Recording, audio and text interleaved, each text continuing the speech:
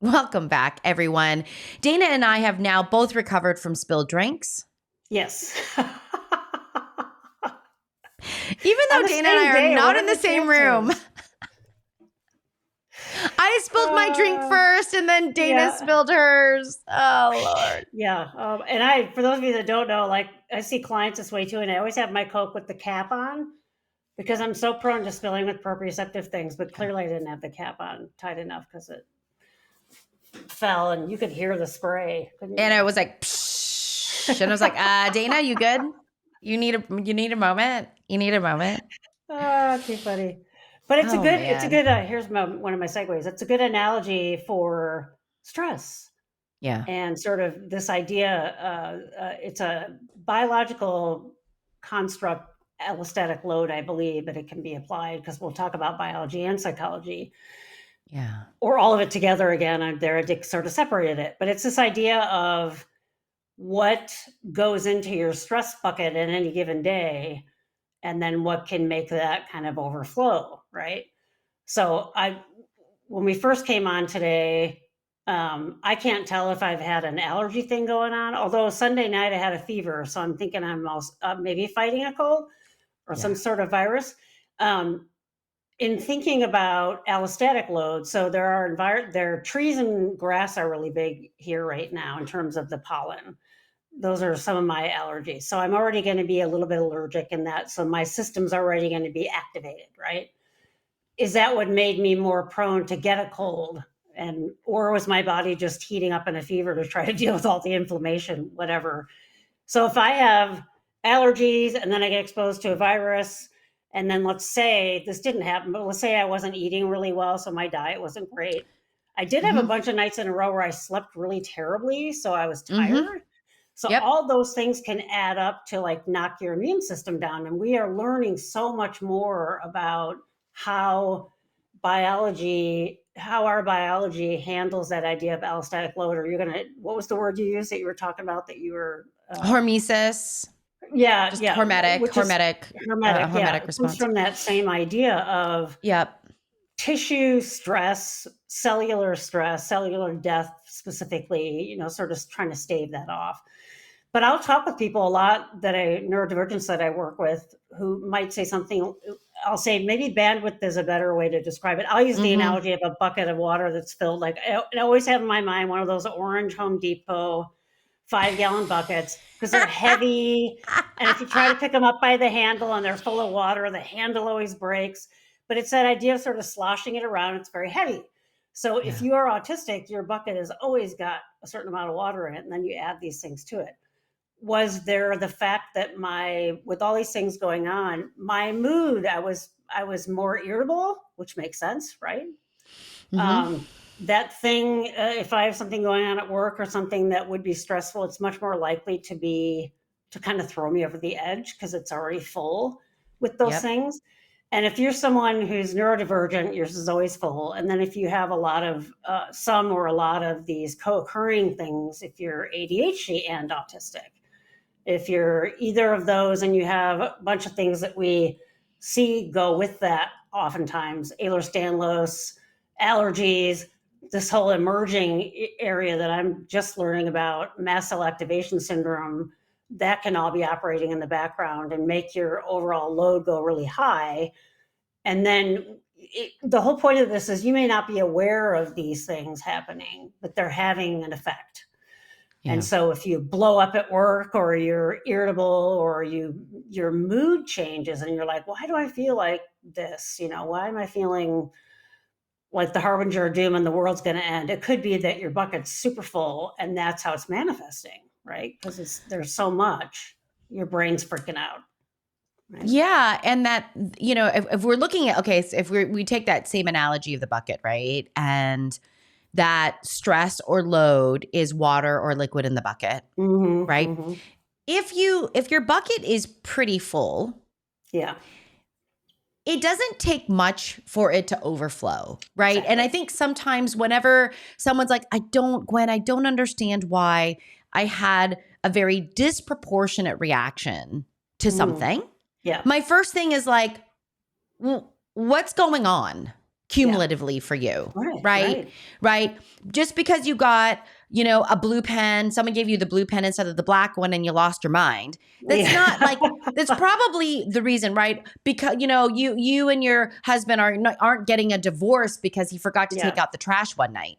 But that there's blue something, pen one, by the way, just kind of sends shudders. Yeah, you're like, but Gwen, but that one's like, that's really, that's yeah. But yeah, that's right. The last straw, right? That's the last straw. Right. Yeah.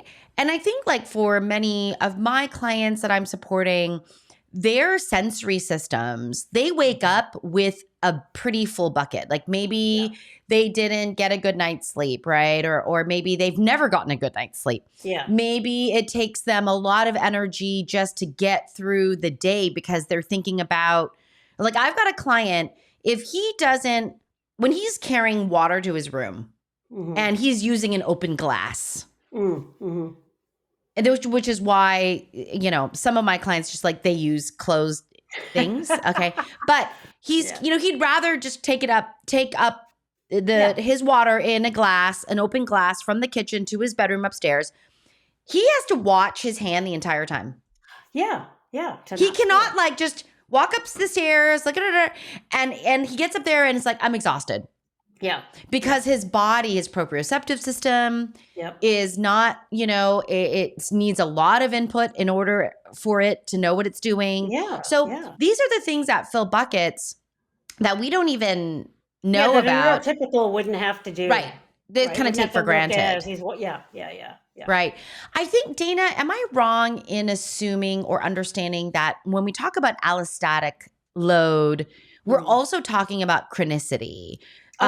Chronic stress, right? Absolutely. Or a chronic health issue that never goes away. It's always going to be operating in the background. Yeah. And autism is one of those. ADHD is one of those. Yeah. Yes. Yeah. It's hard. I think when you have a differently wired brain, right? Being in the world as it is today is very stressful. It's hard. Yeah. It's very fast paced. There's a lot of information. There's a lot of expectations, socially and societally, that are quite still ableist. And so, it's a difficult thing. It is, I think, understanding what stresses you out, like understanding what taxes, maybe that's another way we can say it. Yeah. And people think of stress, like, the stress, it could be just carrying water upstairs. Your daily, exactly. You reminded me because I used to go to bed with a cup that I'd fill from our water cooler because I have to have the right kind of water, of course. Until the night I went to kiss my wife goodnight, and then I'm holding it and I bent over and just and now I have a bottle with a cap that I put my nighttime water in to walk upstairs. Isn't that interesting? Yeah, I'm super klutzy, so I have to be really careful. Like I will spill things inevitably or forget that I haven't put a lid on something and I'll bend over as well. Like, and it'll show up in like unexpected times. Like first thing that popped in my mind was when I get a new car. Aside from the new car smell that everybody seems to love, but for me, it's just my daughter hates it. My daughter absolutely hates new car smell. It's always like the buttons are in different places and you're you feel discombobulated for a while, right? Because you really are. That's like what it's like to be autistic all the time. And then you get used to it. And now it can kind of run in the background without you having to think about it that much, right? When you travel, you don't know where everything is. It's that same rental cars. Idea. Yeah. Oh, yeah. Most people can really identify with that. So if you can think about, like, if you were to change something, would it tip the apple cart, so to speak? So we use the word stress, but we really mean anything that your body's having to do chronically to like run in the background. And the computer analogy, right? It doesn't mean something's not running just because you're not seeing it. It's still running in the background. It's doing its thing. And that serves as water in that bucket, so it'll be filled up easier. So when you're sick or you have a test coming up and you're studying for it and you're stressed out or you have a deadline or something like that, all of those things will contribute to that. And you might get sicker easier, for example. Allergy season, I'm noticing just being a little bit more, in a weird way, my thoughts are more macabre. So you know what I mean? Like the world is going to end and, oh, here comes summer, or the wildfires are coming back. And then I'm worrying about global warming. And so I'm like, oh crap, I have to cut myself off from some of that stuff. This is why Dana doesn't watch the news. This is why I don't watch news. Although it's interesting. So I want to know what's going on with He Who Shall Not Be Named. And so last night I realized, as we're talking about this, my wife and I found an adaptive way to do that. So Rachel Maddow, who we love and we used to watch every night, which we don't anymore because it's too stressful. She had a special just on what was happening in the down from trial. And we love them. We know they're totally left-wing biased. Let's get the update from these people that are going to laugh about certain things because they're ridiculous. We're not going to watch Fox News because it's be too stressful. But we're like, okay, that's enough. That's enough for now. And maybe next week we'll watch another synopsis, right? So you figure out a way to balance the load, right? Yeah. Yeah. You got to know yourself. We say this a lot. You got to know yourself. You got to know how you tick. Yeah. You know, got to learn what the loads are. Yeah. You got to know. You know, the other piece too is I think something that gets, so whenever I'm working with clients in transition planning to their adulthoods, right? Helping adolescents transition to their adulthoods, right? Mm-hmm. Something that oftentimes gets lost is this kind of the need for the person to know how they work, and then the ability to fully analyze what the demands are for the environments that they're going into. It's a hard task. It's really hard. And even when I'm talking to parents and working with parents on this, it's like, look at you don't know if your kiddo you're questioning whether your kiddo is going to be successful in college because you don't know you can't articulate what the demands are in college. That's why. I know you went to college. Yeah. But you didn't go to college and go, oh, I broke it down by this task and this task and this task and this. You just went. Yeah. Yeah. And did that seamlessly. Yeah. Yeah. Right. And so how is that, and just being really thoughtful about it. But it's the same kind of process, you know? Yeah. For those of you that don't know, when we're in between taping episodes, we almost always have to go pee because therapists drink fluids and we have like a 50-minute bladder. Point being, it's full, you can't concentrate, right? I'm thinking of my favorite socks have been discontinued, which I want to die over. So I've been trying to break in the new socks because they feel different. And every morning when I go to put them on, like I might ask myself, I don't have the bandwidth for this today. Or like when I'm picking clothes, I'll think, is a slight irritant for this going to be something I can manage today? And sometimes it's yes. And I'm like, great, I'm going to try putting the new socks on. Other days it's like, not today. I don't have it. I can't do it. And that's it. So it is about that being aware of your body sense too, and where you're at. Do you have to use the restroom? Are the socks going to drive you nuts? Are you already allergic? So, adding something on top of it is going to be a problem, et cetera, et cetera. Yeah. Yeah. How do you see the things that are running in the background when they're running in the background? It's hard. So people like you that work with folks that do this, you're bringing up, usually there's this. Do you resonate with any of these? And they're like, I'm creating the frameworks and I'm asking the right questions is what's happening. That's right. Exactly. Yeah. I mean, that is the benefit of therapeutic work. I mean, therapeutic work with a neuroaffirming person, I think. Yeah. It's so sad, Dana. I've recently taken on a few new adult clients that have had such awful experiences with other therapists because they're like, I signed you homework. You didn't do it. Oh, yeah. Therefore, you're not motivated in therapy, so I can't help you, and go away. Like, bye. Yeah. Rather than, what's going on there? I wonder what's happening. Yeah. Right. And they keep saying, I've got like massive executive functioning issues. Like, it's really hard for me to execute things. So I actually need help closing the gap on that. And they're like, no, you're capable, you're smart, you're verbal, you're, da, da, da, da, da. Yeah. That, and just in so many ways, they feel gaslit.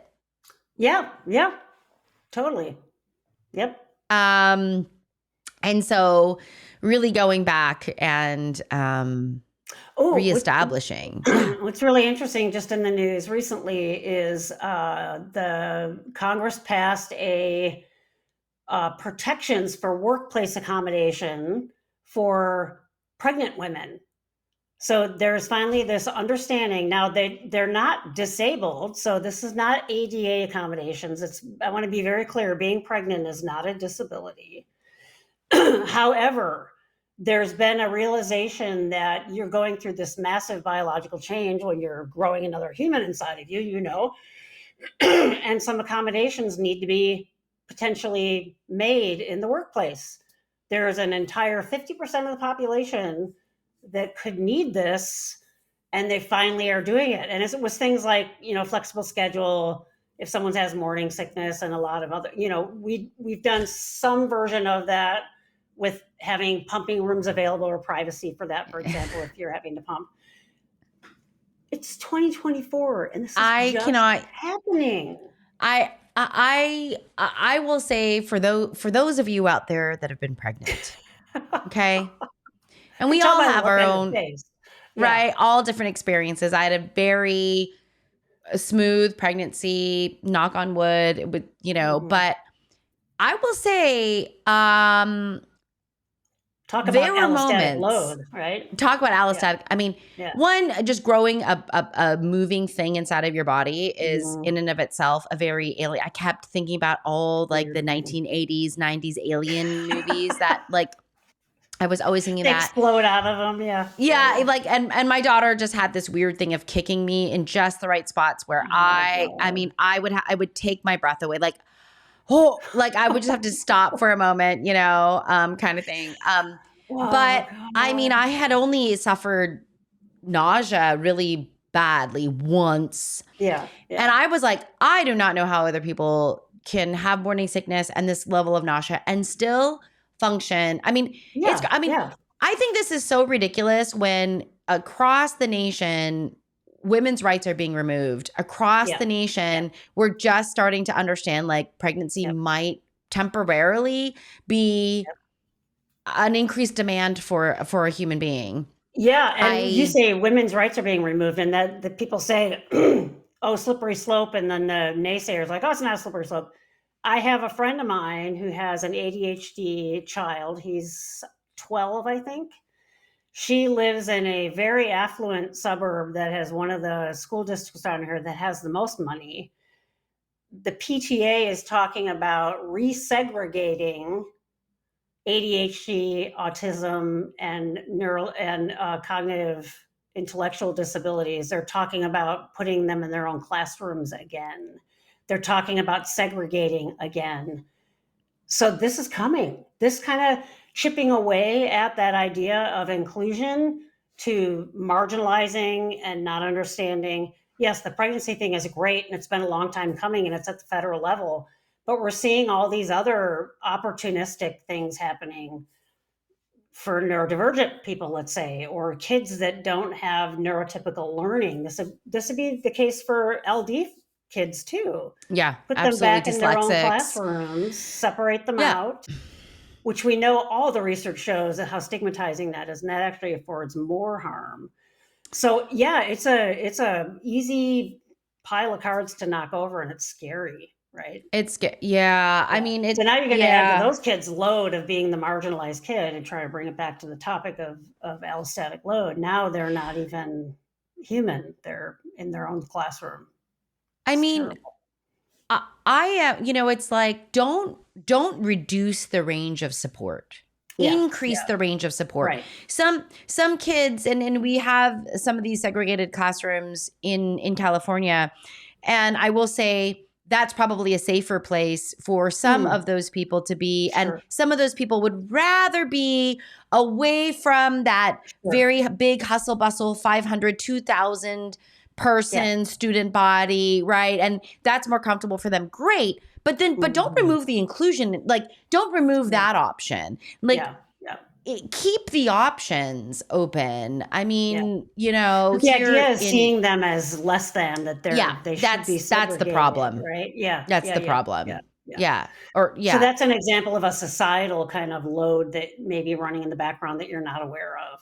That you, when I have short hair like this, I have more people misgender me, and that's always operating in the background, right? And I Yeah. don't think about it every day because I'm like, well, screw you, but it's there, and people treat you a certain way, and then it affects you. You may not even be aware of how it affects you, but it does. Yeah. Oh yeah, I mean for sure, I mean Mhm. this is why we go back to the biopsychosocial aspects of Yes. functioning Yeah. because it's not just our biology, it's not just our psychology, Yeah. there's a societal social aspect to Yeah. where we are. Total side note, if you'd like to see Dana with longer hair, I did do an interview with Dana on Bite Size That's right. Autism, her That's first book right. on my personal my Yeah. professional podcast. Yeah. Um and And why and did it's I cut really my hair? It was too much of an allostatic load every day. it was too much allostatic load for Dana, Yeah. but if you're curious, Yeah. you can Yeah. find Dana with long hair in the There you go. interwebs. It's just funny. I ran across that the other day, Dana, and I was like, "Oh my gosh, Dana did have long hair. I Oh, don't yeah, yeah, remember." yeah. Oh, God. Anyway, What's interesting, though, you um, brought up a point about the idiopathic nature of it, and that being like person specific as well. Like some yeah, people would want a school that doesn't have 500 people and that kind of thing. yeah, Before we logged on, you were talking about buying the sauna blanket thing that oh is like yeah, if you can't have a sauna, and some people go in a sauna. And the first thought I had was, I can't do that. I have adrenal insufficiency, so I don't yep, cool off well. So I've been instructed to never go in a hot tub or a sauna yep, ever again.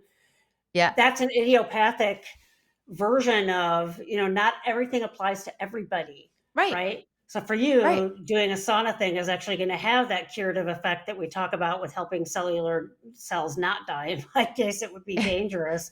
So you always have to look at it by person as well. There's a lot of layers to it. And that takes yeah. time, and people don't want to take time. They just want to have the shortcut and be on with it. I.e., let's segregate these kids again because it's easier. Easier. It's Yeah. just going to be easier, is what they're Mm-hmm. saying. Mm-hmm. Yeah. No, no, no, no, no. I know. I know. I don't know. I mean, having a teenager and who's going to be launching into the world and Mm-hmm. her looking at different colleges and universities across the nation, Mm-hmm. especially the ones that have hockey in them, or where Mm-hmm. there's a hockey team to play for. We've already eliminated two handfuls of states because Oh, yeah, because of what's going on. Yeah. of what's going on. And, Yeah. she's Asian. She's clearly Asian. I mean, like, my So husband and I are both Asian. So, she'd be a fish in a bowl that is not good for her. She'd be in water that's yeah, toxic to her, and that would be a yeah, load in a bad yeah, way for her. Yeah. yeah. Yeah. And she's really conscientious of those types of things. And we have a Yeah. lot of exposure of that just traveling for Oh, yeah. hockey tournaments Yeah. and things. So we're oftentimes Yeah. in different states, and it feels bad. It just Yeah. Yeah. feels bad, Yeah. you Yeah. know? Yeah. Like Yep. you said, it may not be egregious and in your face kinds of things, but You can feel it. the Yeah. double looks Yep. and Knowing it's there. there's lots of stuff there Yep. anyway. Yeah. Um, be mindful, everybody. There's a Yeah. reason why, like when my wife got fitted for a suit for when we were actually legally able to get married at J. Crew, and she has a body type that men's clothing fits her better. So Yeah. she was in the fitting room, and the J. Crew guy, he's totally gay because everybody that works at J. Crew is gay, right? I mean, he was doing the chalk thing and all that. My most vivid memory from that was two heterosexual couples that came in who thought it was so awesome. It was clear, it was all over their faces. They were smiling, and they were asking us about why she was getting fitted and congratulating us on getting married. And that's not what we experience out there. So it was like this, it was an affirming the opposite. Like when you are in an environment that's Yeah. nurturing, so sometimes you can ask yourself, do I feel nurtured in this environment? And getting those second looks and those kinds of things from where you are, you can tell, right? Yeah. Yeah. Versus when you're in a nurturing, that might help you suss it out. If you're trying to figure out what is your pond, ask yourself that. Does this Yeah. feed me or does it drain me? Or if you're just saying, does it drain me? You don't know. Does it feed me? And if the answer is absolutely no or Yeah. absolutely yes, then the opposite of that is going to be the thing that's draining you. And then you can do Yeah. something about it. Yeah. Yeah. Yeah. Know yourself. Take a moment. Check in with Mhm. yourself. And it's You're in, hard work, right? That it's self-care hard. thing, Yeah. it sounds so Yeah. easy, and so when you have therapists that are like, "Oh, self-care, self-care," and I have a lot of my clients when I even say the word, I say, "I'm gonna preface this with, I know this is a loaded word, Yeah. self-care," and almost always are like, "Oh my god." These are people probably that went to their therapist and they're like, "You're not Oh, doing yeah. the self-care, so I'm not gonna see you anymore." Yeah. These are hard things to identify and deal with, so I just wanna honor that too when you're trying to figure out what is in your bucket. Be gentle with Yep. yourself. These are hard to figure out. Yeah, absolutely. There's many layers to that. So, Mhm. but it's a Mhm. worthwhile endeavor and it's Absolutely. worthwhile energy to spend. For If you're going to sure. spend Yeah. energy anywhere, that's a good place to spend your That's energy, right. That's right. So Yeah. all right, everyone, you lovely people. Thank you for being here. Thank you for listening. We've got some regulars that love to comment. We love reading your comments, and Yeah. please know that we eventually get to them. I mean, Yep. like, Yep. but they are wonderful and lovely, and thank you for sharing yourselves in our community. We appreciate you, and we will see you in the next episode. All right, bye everyone. Bye, everybody.